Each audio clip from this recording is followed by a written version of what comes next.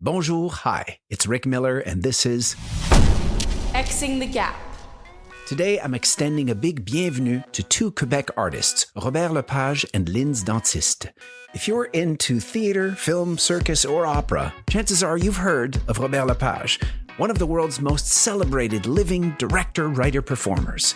His groundbreaking vision and technical wizardry are what inspired me to do what I do, and I'm fortunate to have worked with him on many productions over the years.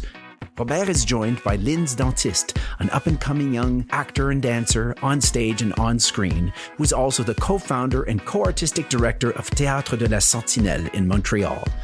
Together, we talk about La Sentinelle, or Ghostlight in English, staging the classics in Creole, different identities in different languages, BIPOC representation on stage, the absence of memory, learning from older generations and giving younger generations a chance, Jean-Paul Riopelle and Joni Mitchell, tapping into the universal, killing the father, transforming the self, engaging the other, and dancing with Sylvie Guillem. Each leg is insured for $6 million. So when she runs at you and you have to catch her in midair, that's what you think about. Break a leg or not? Xing the Gap. Robert Lepage, Lyndz Dantiste, bienvenue, welcome. Hi, nice to be here. So, first of all, maybe you could just tell me a little bit about how you two know each other, and maybe one at a time share a little bit of your story for my audiences who may not know you as well. I know Robert Lepage, we've worked together a lot. Lyndz, we just met a few minutes ago, so maybe we'll start with you, Lyndz. Sure. Well, my name is Lyndz Dantiste. I've graduated from the Conservatoire d'Art Dramatique de Montreal in 2017, so I'm young, right? And then I started my career as an actor in a couple productions, and I've been doing a lot of plays, a lot of theater plays, and it happens that I stumble upon a play made by Robert.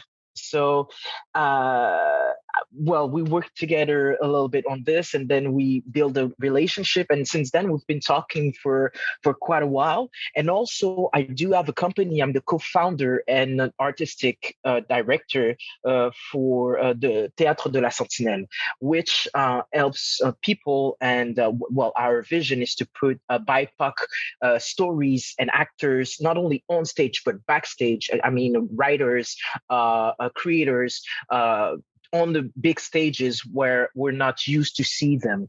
So because of that, we talked a lot, Robert and I, on couple projects, and we've been calling us pretty often now.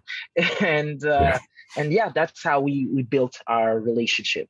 Great. Well, maybe, Lyndz, you should also say what the Sentinelle is, because la Sentinelle in French, it's the lamp you put on the stage. You know, when the theater goes dark, these days is a lot in the pandemic. It's like Sentinelle season, but the ghost light, right? That's what you call in English, I guess, the ghost light, right? Yeah. Mm-hmm. So that's what Sentinelle means. I didn't know that. Yeah. Okay. Exactly. It started from that because we wanted to bring light in darkness. Mm-hmm. So and we think of our mission as we are vanguards regarding what our mission is and what we want to do and the people that we want to help. So, yeah. Okay. And Robert, how are you collaborating with Lyndz right now? Well, we're collaborating a bit, kind of. We're far apart. We've been far apart for a while because of this whole pandemic. But we have a project, La Sentinelle. And Lyndz approached me with a project they had at La Sentinelle, and I encouraged them to do a translation actually they chose the classic. It's can I say what you're doing, Lyndz? Or? Yeah, sure. Yeah, it's not a secret anymore. We're not outing it here. Okay, it's a Racine play. They're doing Andromaque, and I was very, very interested in. I've always been very fascinated by Creole, the Creole language, and so they agreed that would be a good idea to revisit Racine's Well, how do you say Alexandrin? Because you'd have pentameters with Shakespeare, right? But we have 12 beats. We don't have 10 beats. We have 12 beats. So they're Alexandrin. Right. And French is always too long. And there was this interesting project, also intellectually for me, to see a translation in Creole because that's the thing about French theater audiences is that we don't speak Creole, but we recognize French within it, and it's always a very, very exciting, creative thing, when we get to see. But so I'm collaborating from afar, and eventually I'll start being closer to the production. Okay. And just because Creole for a lot of us might not resonate as much as it does for you. I know the word, I know what it sounds like, but maybe you could explain a little bit and just, Lyndz, tie it into your own cultural heritage a little bit. Yeah, sure. Well, it's Asian Creole because there's a bunch of different Creoles, and my parents are from Haiti, and so I've pretty much been around Creole my whole life. And it was interesting because while we were doing the translation, we realized that there's something new that's coming in as an actor when we speak Creole, because it's coming from somewhere else that we're not used or thought when we were in school. And so it's really going to be interesting because the cast is going to be completely, it's going to be a Black cast completely. And so we took the story and placed it in Haiti. So like this, we can talk about the history at the same time that we're doing a classic.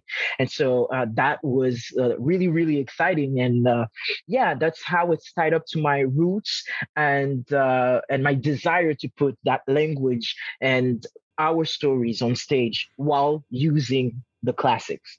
Okay, thanks. That sounds interesting. Creole is one of those languages I don't speak. I happen to be blessed to speak several languages, and I know the three of us communicate most often, I guess, in English and French.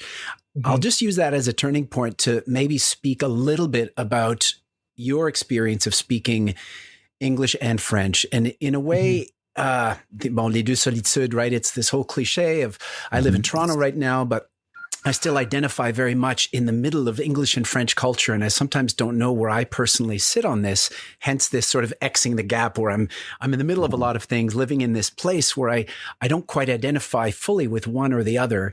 And so, Robert, do you think, speak, act differently in different languages that you speak? Like, is there a different sense of your identity that comes forth in one language or another? In my case, I'll use all the wrong words in this interview, and it's my secondary language and all that. So I feel very relaxed because people know I'm Francophone first. So I could, be redundant and not pronounce the words well or whatever. There's something extremely liberating and cool. When I speak French, I have to speak a proper French. And certainly if we're going to do something official so there's always a tension when you speak your own language. You have to be right. You have to be correct. Yeah. And you betray, if you, with your accent, with the way you decide to, segue the words or whatever, is that you betray if you have an education or not, and what area you are. Speaking one's language is full of betrayals. And I don't know, because I don't want to go on forever long. This, I'm sure you have other subject matters you want to touch on, Rick. But do you remember when we were doing, because we did some shows together, and when we were doing lip sync, and of course, actors in that show would switch from French to English to German. In your case, a lot of times German, because you have an Austrian father, so you and other people, Spanish actors who on the first workshops did not speak a word of French or English. We only communicate in Spanish, and by the end of this, they were all trilingual, and how people's personalities would change.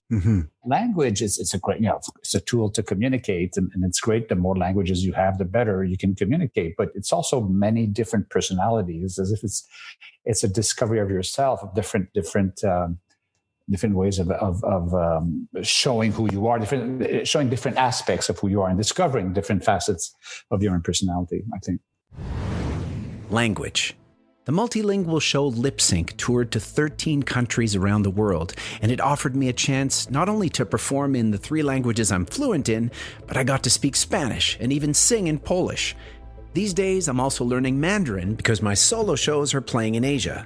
Learning new languages helps me not only to understand other cultures, but to understand myself. In different languages, we conceal and reveal different parts of ourselves, like perspectives in a cubist self-portrait. Some are funny and liberating, some are awkward and ugly, but it adds complexity and fluidity over certainty and fixity. When you deconstruct the self, you see that the concept of other is also a construction, and that's when gaps start to vanish. Lyndz, I'm going to throw another gap at you, which is an age gap. So, we hear a lot about generations. How do you identify? Would you say you are a millennial or Gen Z, or where do you sit in that? Or do you not even know? I don't even know. I'll tell you I don't even know what the marketers say. How old are you, if I may ask? 32. Okay, you're a millennial. You are squarely a millennial. Good and Lord. En français, c'est quoi millennial? Millénial. Millennial. Okay, because in English it carries a lot of stuff. Like there's all sorts of. I find forced conflict sometimes where there doesn't need to be between generations, and you've come together in. You approached Robert the way I did, 25 years ago.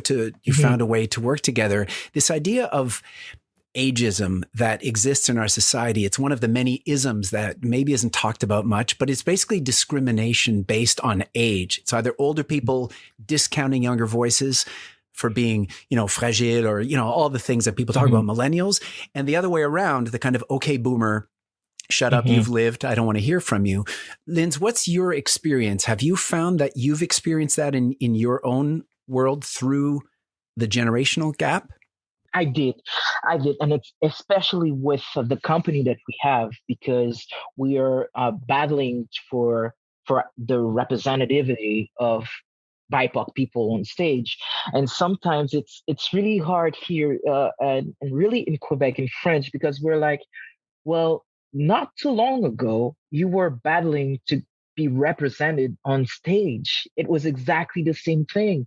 And sometimes we feel like we should work together because we had the same desires and we wanted the same things, and yet you are in control of everything and you don't recognize that it's the same battle but 50 years apart, or 40 years apart. So yes, we still have this, but not everyone. It's strange because not everyone is like that, and well, that's great because we have opportunities, we have relationship that we're building with the older generation, and what I really enjoy is all this experience that we get to hear that we're never gonna get back, because with the technology that we have right now, everything is going fast and everything has changed. And what they went through, it was totally different. And I feel like this experience that I will never get the chance to know, but I still have from my discussions and exchanges. Well, that's really great. I'm really grateful for that. No, that's great. Thank you. And Robert, what's your end on that? Do you find, as someone of a certain age, that is anyone discrediting you simply for your age ever? Well, no, it hasn't happened yet. I'm glad. Like, I don't know if you get the seniors discount at Pharmaprix or anything like that. Not yet, but starting next, because I'm 64, but starting next year I will. But well, it depends on the context. But no, I think I think the big generational thing or malaise that I feel sometimes it's the absence of memory. Like we count, like my generation counts on, let's say Lyndz's generation to take into account what has been done before. But they don't have to, in the sense that ultimately, yes, people have to remember what came before us, and we have to keep cultural memory alive. But I'm always kind of, I work with a group of young actors and something, and everybody's reinventing the wheel. I'm going, come on, we've done this like 20 years ago or 30 years ago, and it didn't work, or this happened, or that. And then you have to censure yourself because you go, well, you know what? It in our case it was a dead end because the means weren't in place, I guess, at the time, and the mentality did not allow probably for what we were trying to do, and why not give them a chance to try it again? So then you understand that maybe your job is to remind people of that. So I started doing a lot of shows about the 70s and about the 60s, and right now I'm working on a very, very long haul show about Riopelle, the painter, and his relationship with Joni Mitchell. So of course it's all set in the 1940s and 50s, and it's so important to understand Quebec culture today, or Canadian culture today, for that matter.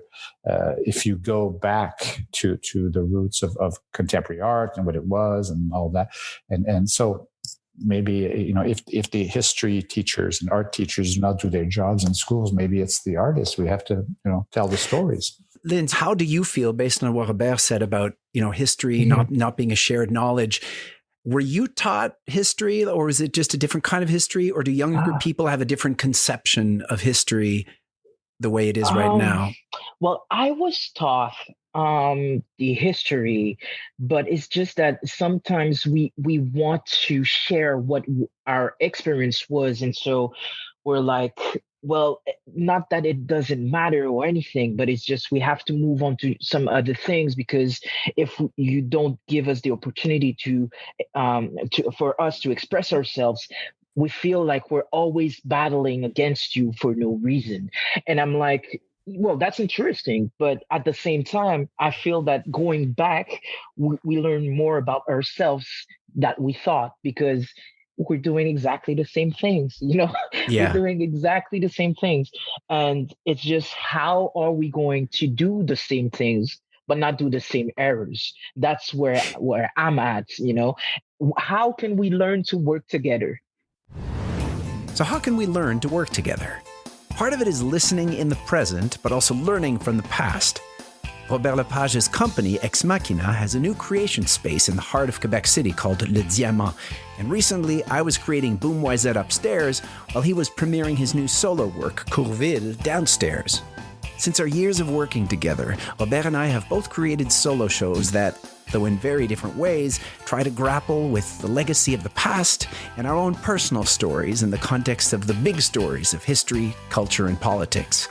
We dig into the past to uncover a shared foundation of understanding for the present, and we get personal in order to tap into something universal.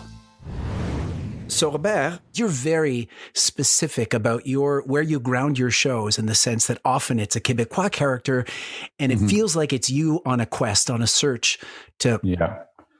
Well, the thing is that it's not only a Quebecois character, but an artist. Very often the protagonist, or one of the main protagonists, is an artist, whatever discipline, because it's important that people know that the story or the reality we're describing is seen through the eyes of an artist, which is a peculiar place to be. You're not, if you were a plumber, or if you were a journalist. I mean, it's all different. So that's what, for me, it's not just the Quebecois identity that's important in the thing. And also, and it's not a nationalistic or a pride thing to make it a Quebecois point of view. It's because it's a very specific point of view. It's not that it's a better one, or it's just that we're in a place, we're a very young society. In Canada, English Canada is also a very, very, very young society, but we all feel like we're old because we've always been colonized by old countries and by old empires and all that. But we're very, very young country and very young culture, and everything is to be done. Everything is to be created. And so that's a very, very specific and very different take on the world. It's like watching how Quebecois do circus. We know what that is, but then Australians take over, and there's an Australian style of circus now. It's very young, it's crazy, it's creative, but only Australians can create that thing because of where they are in space and time. I think there's a thing also of this whole thing of killing the father, the very painful process of killing the father. Picasso once said, in art, you have to kill the father, right? So you have to say, okay, thank you, Daddy, you've taught me everything I know, and now, okay, I kill you and I eat you. It's not a crime.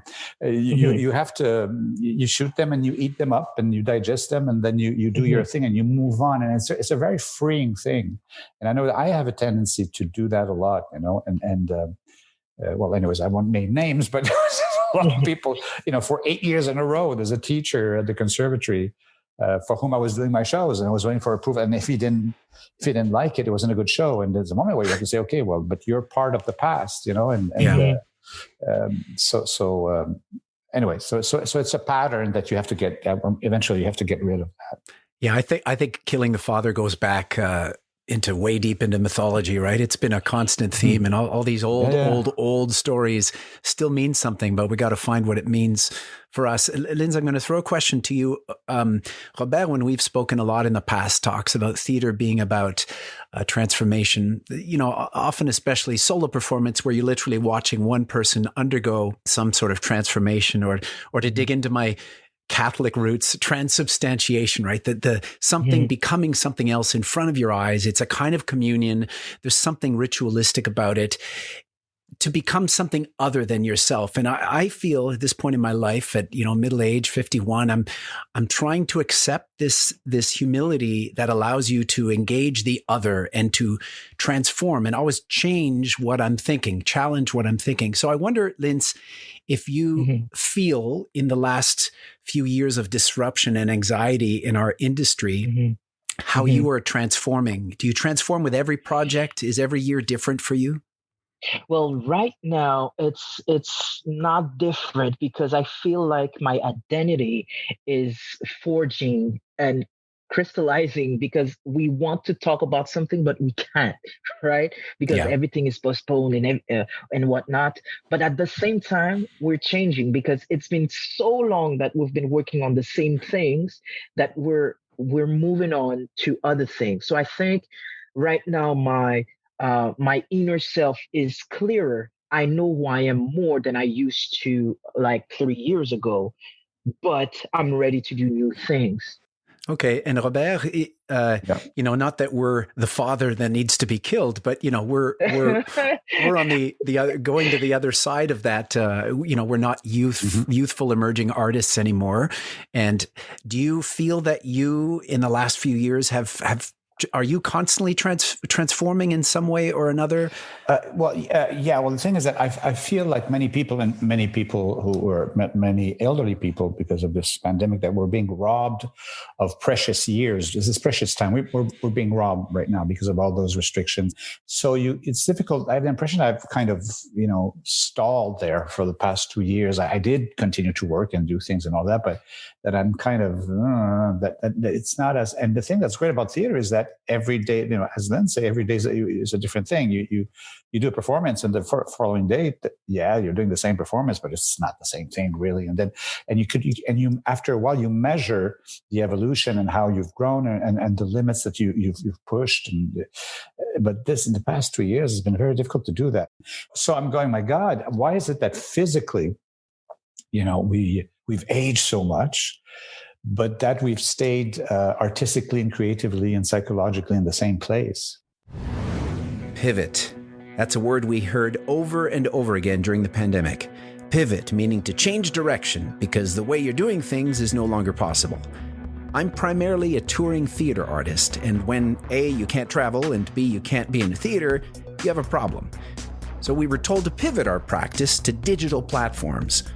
Luckily, I work with multimedia a lot, so I was able, with my small team at Cadoons, to stay creative and productive, and things like Xing the Gap were born. But it's been rough for a ton of my colleagues, especially those who have buildings to manage or big organizations to run. One friend said it was like the pandemic was eating the future. Another said they were pivoting so often, it felt more like a pirouette. Lyndz, you dance, right? Robert has danced. He's danced with Sylvie Guillem, probably the best dancer in the world. I have danced in musicals. Which made me look like crap. But I think you knew you were going to look like crap. Learn something from an old fart.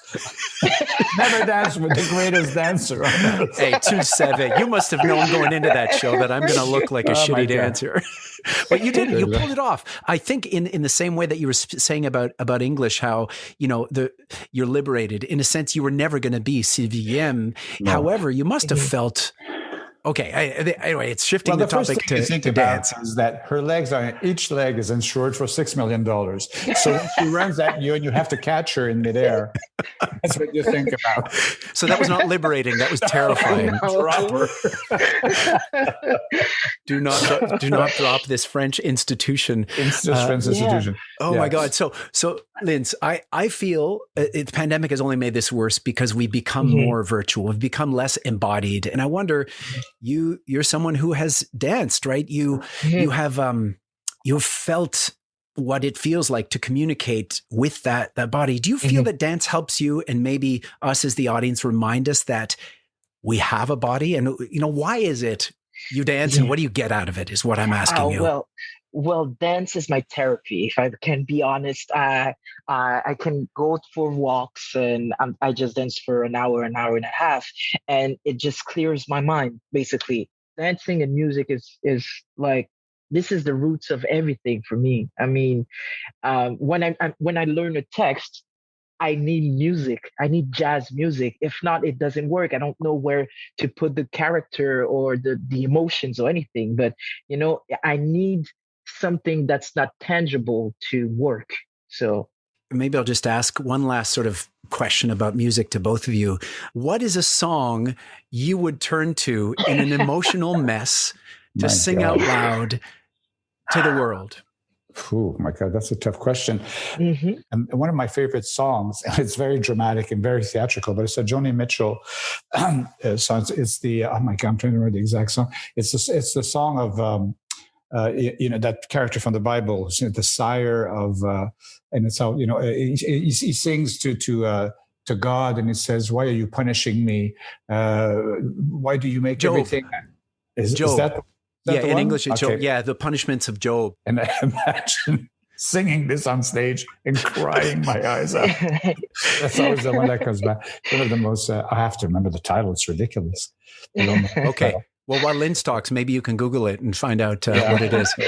Well, strangely, right now, I've been going back to Billy Joel, and Piano Man is playing a lot right now. And the line, they're sharing a drink they call loneliness, but it's better than drinking alone. Wow. And I'm like, right now, we're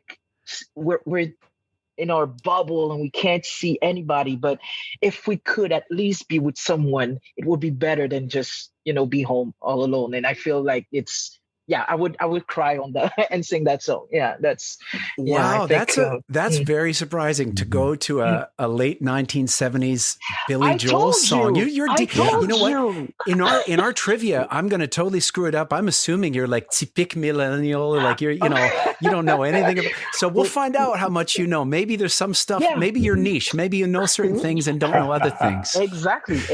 So Robert, I found the title. The title is the Sire of Sorrow. It's from Job's complaint. It's the Sire of Sorrow. It starts with, "Let me speak, let me spit out my bitterness." Gives you an idea how dramatic it is. Well, I could see this in karaoke, sort of clearing the bar. Yeah. If you make everything I don't remember exactly the lines come true anyway. All of the was it the sins of my youth, and this is anyways. It's very kind of. So that's your chosen karaoke song. All right. Yeah. Okay, so we're gonna play a little game here.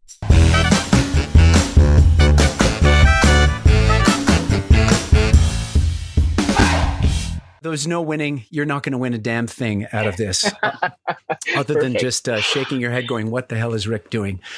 Lyndz, name a casino in Las Vegas.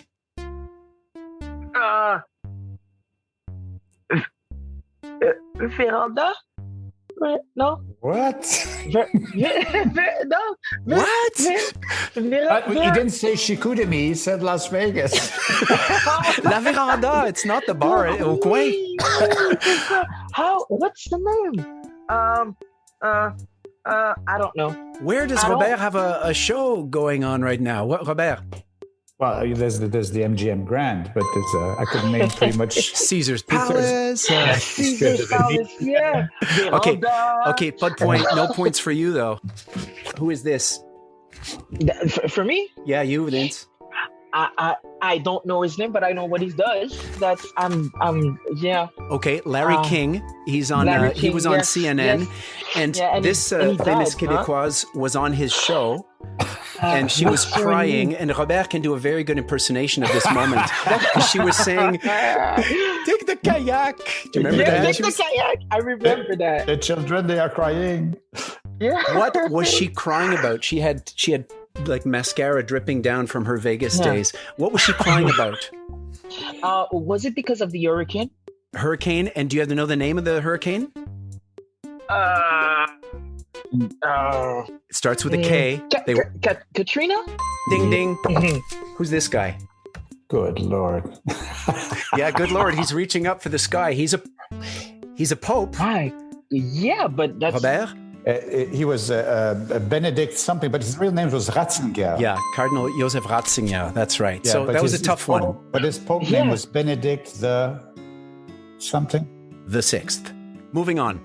Name the Beatles. Names. Okay, John. That's one of them. Paul. Yep. Ringo. That's 3. And... the other guy. The other guy. It's always the other guy. Ringo and... Oh, come on. And it's not Yoko Ono. No, I know. George Harrison. George Harrison. Yeah, I'm not going to even give that one to Robert. I'm going to play a couple of audio clips, and I need you to identify what this is. Okay, so here is... Okay. Mm-hmm. Who's that? Claude Dubois. Okay, yes. From which musical?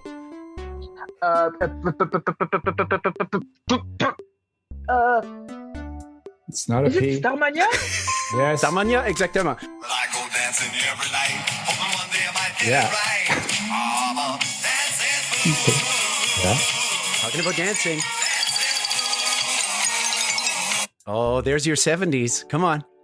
For who? For me or for No, Lyndz? that's for Lyndz first, but Robert's going to come in. He doesn't know. No idea. No idea. It's Frank Zappa. Frank Zappa. Okay. Frank. And your final audio clip. Okay. Okay. Yeah. Yeah, you know. Yeah. Okay, come on. Oh, so now that one you know, sure. This is easy. This is the Bee Gees now. See, some things you know that are so easy, and other things, yeah. Going back way in the past, name one of the signatories of the Le Refus Global, the Québécois movement from 1948. Name one person who signed it. Oh. I'll give you a hint. Robert mentioned one of them before. I'm doing a show about exactly that subject matter. Riopelle. Jean-Paul Riopelle. There you go. There you go. Okay, yeah. good. Mm-hmm. And 2 more questions. Name a Quebec premier other than René Lévesque from the last century. Ben, je peux nommer... Qui je vais nommer? I mean, Maurice Bessy. Yeah, Okay, that's great. right. Perfect. You got That's it. good. Name a Canadian politician, Canadian prime minister other than Trudeau Jr. and Sr. from the last century. Brian. That's good. Come on. Mulroney? You got it. Yeah, Wow, you that's dug good. in there. From Bécomo, Yeah. Quebec. Yeah. Strange. I played him in a weird movie called Mulroney the Opera, and I had a prosthetic chin that I wore for. I took 3.5 hours to put on every day in makeup. En tout cas, Robert Lepage. I'm now going to try to stump you. Your turn. Your turn. Okay. I'm going to give you a few audio clips here, and I want you to tell me who the singer is. Yeah, that's The Weeknd. Yeah. Uh-oh. What about this one? You used to call me on my. Yeah, it's the Toronto. You used to. Not Blake. What's his name? Oh, you're close. You're close. Very close. I know who exactly it is. I just can't remember his name. Yeah. Drake. Drake. Okay. Drake. Yeah. Okay, Yeah, each of you get a half point. for Okay, that, good. yeah. Okay, some photos here. That's Lyndz Dantiste. Oh no, not. What show is this? Yeah, that's the series I recently finished. The I forgot to remember the name. It's Named after a famous creature in the sea. Yeah. Yeah, it's the octopus something, the Squid Game. Okay, I'll give you that. Good. Okay, Robert, who is this? Who's this character? Is that the Baby Yoda or is it Yes, Yoda? It's the that's Baby good. Yoda. Yeah. And what is this musical? Hamilton. He knows. That's exactly Is it? right. Really? Oh, Yeah, cool, it's a yeah. stupid, useless trivia.